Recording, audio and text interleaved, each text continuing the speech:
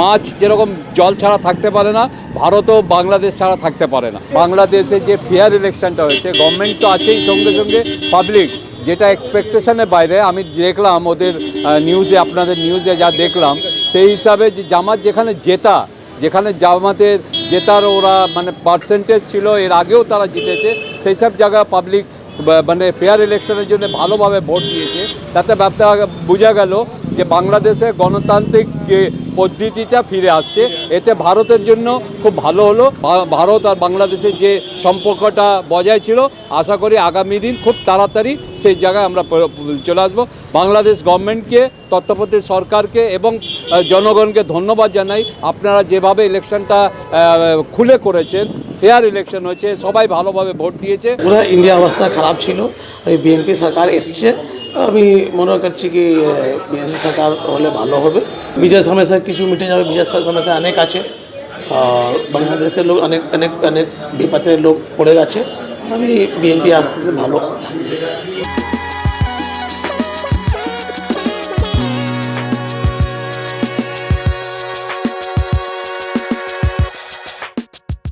আমাদের দেশবাসীর তরফ থেকে জানাচ্ছি যে তারিক রহমানকে অভিনন্দন জানাচ্ছি যে এবারে আমাদের একটা হোপ আছে যে দেশটা ভালো দিকে যাবে, ওই রিলেশনটা আমাদের ফেরত আসবে।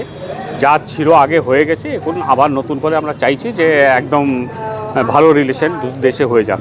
এটা একটা খুব খুশির খবর আছে। এটাই তো আমরা আশা করেছিলাম যে একটা ইলেকশন হয়ে যাক। ইলেকশন হয়ে যাওয়ার পরে যেই আসুক, আমাদের হলো চাই ব্যবসা, আমাদের বিজনেস, আমাদের এরিয়া একমাত্র বাংলাদেশি ট্যুরিজমের মতোই চলে।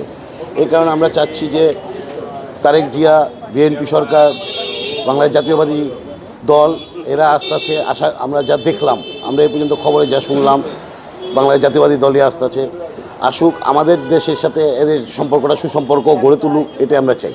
বিশেষ সমস্যাটা আশা করি এই নতুন সরকার এসে একটা সমাধান করবে, এটাই বাস্তব, এটা আমরা আশাবাদী।